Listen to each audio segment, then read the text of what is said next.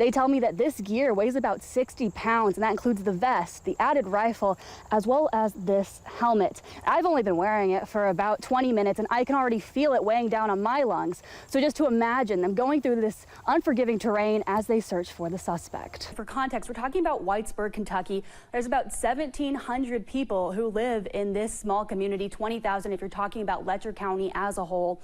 But I've talked to multiple people who knew Steins as well as Mullins. We don't have an exact number of people who were involved, but officials do say that 3 people are injured. But again, that number could continue to change. The suspect is still on the run. Crews go out and up in bucket trucks just like this one, looking for damage along with stolen copper.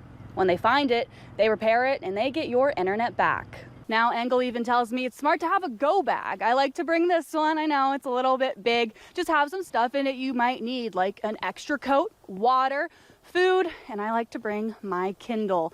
Williams says it's important to keep your gun locked up. He says you can use a lockbox like one of these, or you can even lock the gun itself. Another race we followed is the 33rd Judicial Circuit Commonwealth's attorney. This comes after the former Commonwealth's attorney, Scott Blair, resigned after being convicted in wire fraud. 4 of those victims, they are out of the hospital, and the other victim is still said to be in the hospital, but is expected to survive, although all 5 of them will have injuries and trauma from this for the rest of their lives. That's a city away from where they are now, so a car ride might be necessary to get the groceries they need.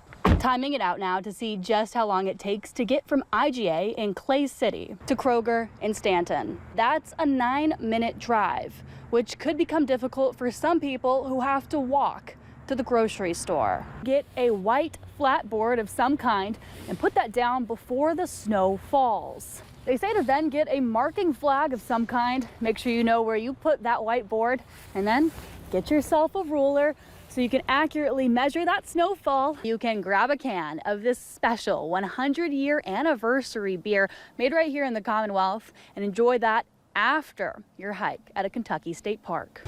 Yes, see Larry, he's a great coach, so you can also come here, have some fun here in Williamsburg during this festival. We're having a great time. See, anyone can do it, really. It's very fun. Former Sheriff Mickey Steins was taken into the courtroom with handcuffs on before the preliminary hearing started today. This was Steins' first in-person appearance since he attended his arraignment virtually. Today, prosecutors presented some of the evidence explaining why Steins has been charged with murder. And we do want to make it clear that the purpose of today's testimony was not for the community to determine whether or not he is guilty or innocent, but rather it was for the court to determine whether there is enough evidence to continue on with the court process. Of the evidence presented, the most notable piece shown during Mickey Steins' preliminary hearing was arguably the surveillance video from District Judge Kevin Mullins' office. The video was reportedly recorded on the day he was shot and killed. About 15 seconds of that video was played in the courtroom. As a station, WYMT has chosen not to play that video due to its graphic nature. Here is some of the testimony provided about that video. In investigation of that death, were you able to determine who killed Kevin Mullins? Yes. And how were you able to do that? Video surveillance footage. And did you retrieve that video surveillance footage? I did. Kentucky State Police Detective Clayton Stanford was the only person who testified during the hearing. He was asked multiple questions about what took place the hours before Mullins was shot and killed inside his chambers, including a lunch between Steins, Mullins, and other people. And there was nothing unusual that had arisen during that luncheon? I was told that the judge made a statement to Mickey about, do we need to meet private in my chambers? That's all I was told. While testifying, Stanford said there were 4 witnesses from the day of the shooting who have since been interviewed by police. They heard gunshots. Okay, was there any statements that they overheard? No. Were there raised voices?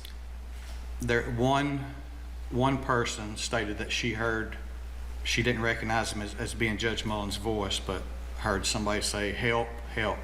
Jeremy Bartley is Steins' attorney. He spoke briefly after the preliminary hearing about other witnesses. This was a one sentence or two sentence citation on a murder, and there were a lot of additional witnesses. I would have expected they would have interviewed by now. I was surprised that they hadn't, but at any rate, we'll address that in circuit court in the discovery process. At the end of the hearing, the judge said he did find probable cause for the murder charge, so now the case will be sent to a grand jury. Bartley did ask the judge if it could be considered manslaughter in the first degree instead of murder due to extreme emotional response from Stein. But again, the judge did say that there was probable cause to proceed with that murder charge. In Morgan County, Amelia Lee, WYMT, Mountain News. Small town, big decisions. That's what Jake Deniston's campaign sign for Campton City Councilman read. After graduating from high school in May and now at just 18 years old, he's the vice mayor-elect of Campton and will be city councilman. But above all, Deniston says he wants to be a voice for his community. Before he pursues a degree in political science, Deniston decided to take a year off between high school and college, gaining real-world experience by running for local government. I thought, what better experience to gain in politics than running for office and trying to get out there and see how people really are instead of learning it from a textbook. He made yard signs and started going door to door, campaigning to become one of the next city councilmen for the city of Campton. When I first showed up, they were like, okay, aren't you supposed to be at school right now? And I was like, no, I'm here to work for you. I want to do this and this and this. But they were pretty surprised and pretty happy that I was running, really.